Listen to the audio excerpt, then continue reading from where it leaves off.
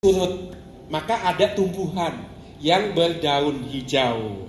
Maka membawa daun di paruh artinya sudah surut. Maka merpati melambangkan perdamaian. Allah sudah murka, Allah sudah surut murkanya. Merpati melambangkan perdamaian. Waktu Tuhan Yesus dibaptis, Roh Kudus turun laksana merpati. Tetapi sebelum Roh Kudus turun, apa yang terjadi? Langit terbuka. Apa yang dulu ditutup oleh Allah karena dosa Adam, dibuka oleh Yesus.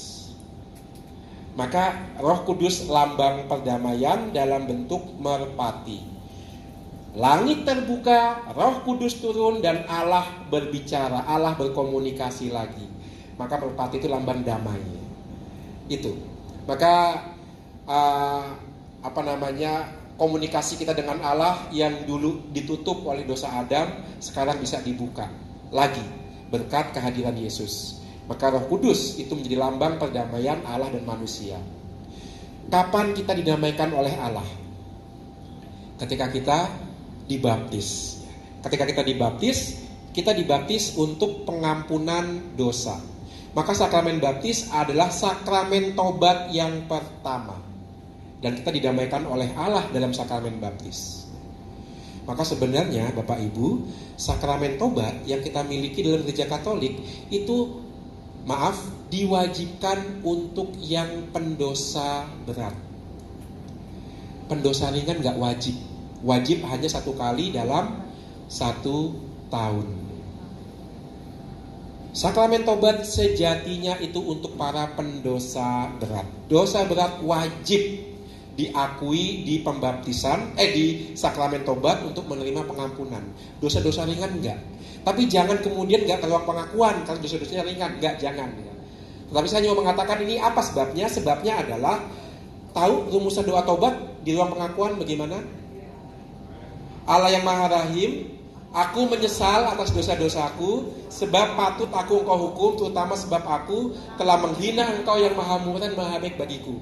Aku benci akan segala dosaku, nah ini yang paling penting. Dan berjanji dengan pertolongan rahmatmu, dan bisa? Bisa nggak berbuat dosa lagi? Enggak bisa, tetapi kalau kita tahu bahwa sakramen tobat di ruang pengakuan itu wajib untuk pendosa berat, maka dosa yang dimaksud bukan dosa ringan tapi dosa berat. Dosa berat itu yang melanggar 10 perintah Allah. Apostasi, menyangkal Allah, membunuh, berzina, mencuri nafkah hidup orang lain, tidak menghormati orang tua. Maka kalau kita kaitkan dengan itu, kata-kata berjanji tidak akan melakukan dosa lagi itu bukan dosa ringan. Dosa ringan pasti kita buat, ya kan? Ngomongin Romo itu dosa ringan apa berat? Hah?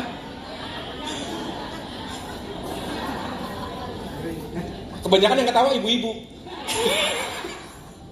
Ngomongin Romo itu dosa sakral lagi karena menghina barang kudus. Enggak, ngomongin Romo bukan dosa berat, ya enggak. Tetapi gosip itu dosa ringan, ya kan, ngomongin orang lain itu dosa ringan, ya. Lalu lupa ke gereja hari Minggu itu dosa ringan. Dosa ringan itu selalu kita buat, pasti. Tetapi dalam ruang pengakuan kita berjanji untuk tidak berbuat dosa lagi, itu dosa berat. Aku berjanji Romo tidak akan membunuh lagi, ya. Itu bisa kita buat kalau kita pernah membunuh, ya.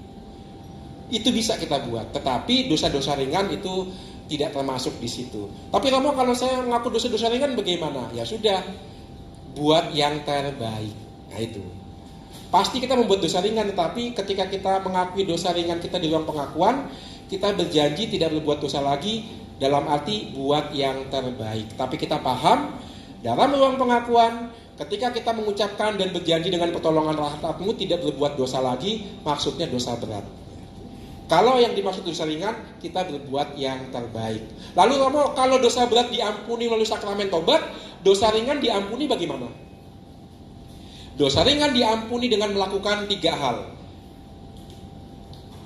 Amal kasih, pantang puasa, dan kesalehan.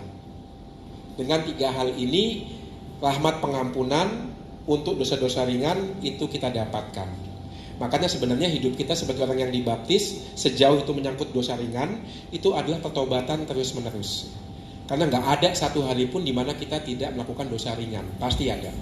Tapi kita bisa menerima pengampunan melalui amal kasih kita, doa-doa kita, dan juga pantang dan mati raga kita. Tapi bukan hanya untuk diri kita, juga untuk orang lain ya. Sebagai contoh, Santa Teresa dari kanak-kanak Yesus, kenal ya? Santa Teresa dari kanak-kanak Yesus. Dia lahir di Perancis, besar di kota Lisieux. Ketika dia tinggal sebagai biarawati Karmel di kota Lisieux, dia membaktikan doa, mati raga, dan amal kasihnya untuk pertobatan seseorang yang akan dihukum mati. Maka silih kita, baik melalui doa, mati raga, maupun amal kasih, itu bisa kita gunakan untuk kebaikan orang lain. Bukan hanya untuk pengampunan dosa ringan kita, tapi juga untuk kebaikan orang lain. Itu merpati, lambang perdamaian yang mau mengatakan relasi kita dengan Tuhan sudah diperbaharui, sudah diperbaiki, sudah dipugar kembali dalam bentuk merpati, seperti halnya ketika langit terbuka, merpati turun. Roh Kudus turun dalam bentuk merpati. Ini lambang-lambangnya, ini daya-daya Roh Kudusnya. Roh Kudus yang menghidupkan, yang mentransformasi, yang mendamaikan, yang memberikan perutusan melalui pengurapan. Itu daya-dayanya. Oke, sekarang kita masuk ke bagian yang kedua, yaitu keadilan, hukum, dan perjanjian. Ini sudah masih? Oh, dikit lagi. Oke, cepat saja. Lanjut. Nah, adil. Dalam bahasa Ibrani, adil itu identik dengan benar, sebagaimana terungkap dalam kata sedek dan sedekah, keadilan. Jadi sebenarnya kita akrab dengan kata ini. Sedekah, sedekah, sedekah itu keadilan. Bapak Ibu bersedekah nggak? Iya, kapan bersedekah? Kolektor itu sedekah bukan? Untuk siapa? Untuk gereja, untuk yang ada di pastoran. Romonya dong. Sedekah, ya itu sebenarnya kita melakukan itu setiap kita kolekte untuk gereja, dan melalui gereja itu disalurkan juga untuk mereka yang kekurangan. Maka sedekah itu artinya adil, artinya apa? Jika ada kelebihan dalam diriku, maka aku bagikan kepada yang kekurangan. Itu keadilan. Itu sedek, itu sedekah. Itu adil dan itu benar. Maka adil itu identik dengan benar. Orang yang berlaku adil, dia juga berlaku benar. Karena apa? Tidak